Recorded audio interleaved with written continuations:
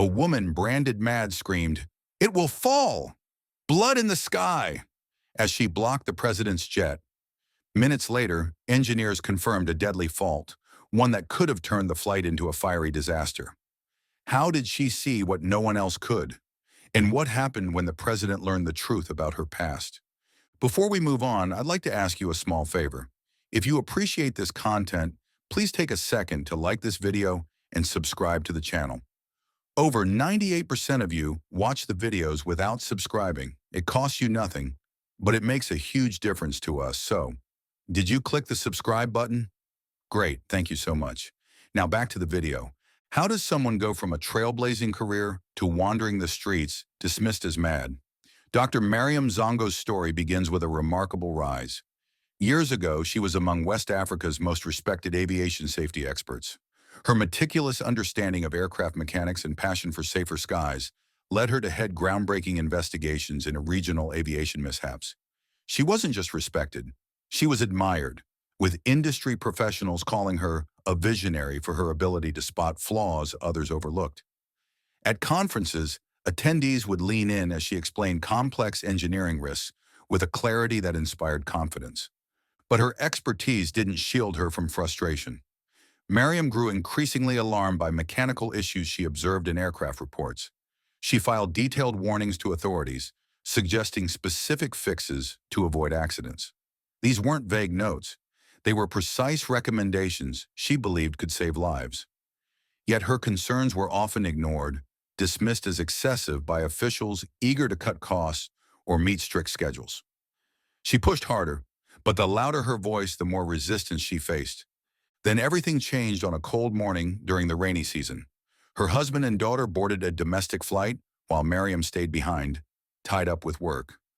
She had raised concerns about the plane's maintenance only weeks before, scribbling notes in the margins of an inspection report about unusual vibrations in its engine. But again, no one acted. The flight never completed its journey. Witnesses described hearing an explosion before the aircraft plummeted into the savannah. All 64 passengers and crew perished, including her family. The loss shattered her. For days, she locked herself inside and stood in her daughter's empty room, staring at the toys left behind. As news outlets reported on the crash, she waited for someone to acknowledge what she knew in her bones. The mechanical flaw she'd warned about had likely been the cause, but officials skirted the topic during press conferences. When she pushed for an independent investigation, doors were shut in her face.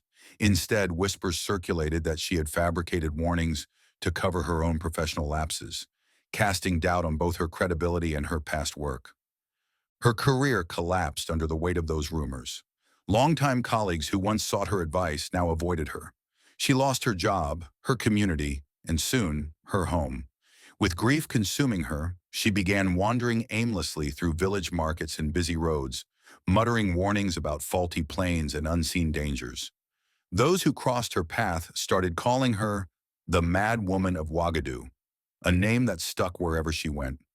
Children whispered stories, imagining her as a sorceress exiled for wrongdoing. But Mariam's reality was more complex than those tales. Neuroscientists note that profound grief can alter cognitive processing, intensifying emotional responses to certain memories. Isolated individuals often experience a loss of social grounding, making it harder for them to reintegrate into communities. Mariam was a textbook example.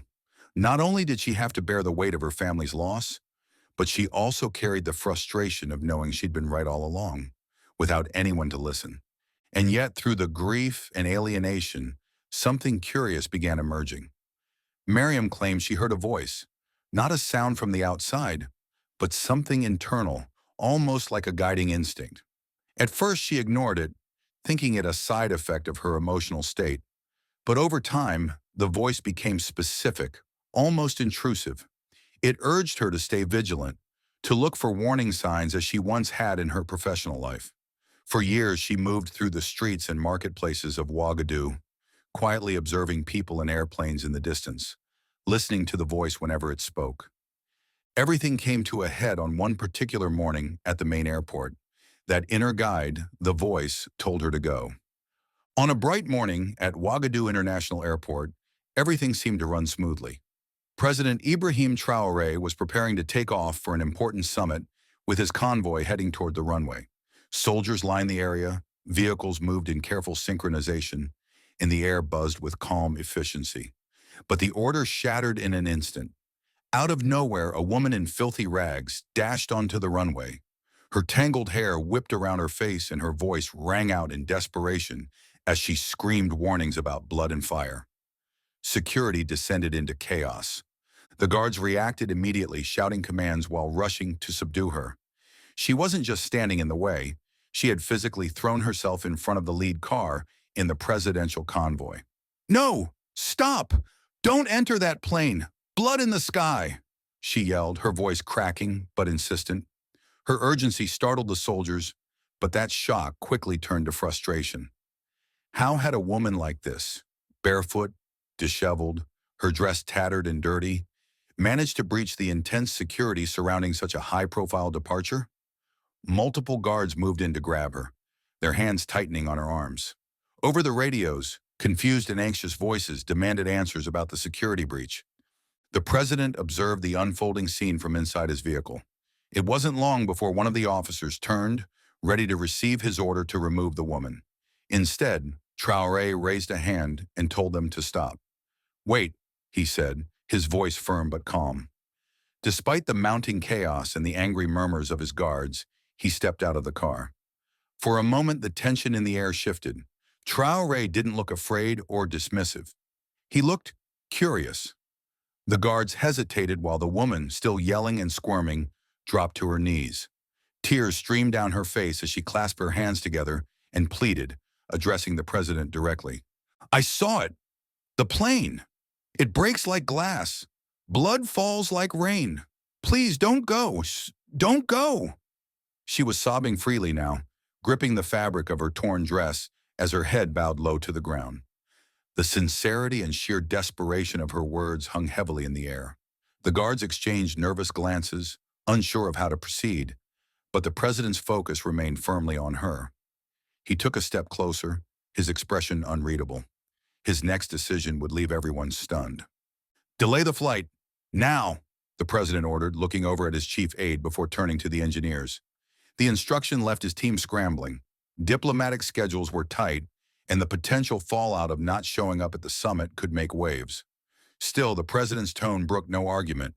He insisted on a full inspection of the jet before he would consider stepping aboard, stating clearly that he wanted the matter addressed immediately. The engineers hurried toward the presidential jet, their tools clanging as they began their work.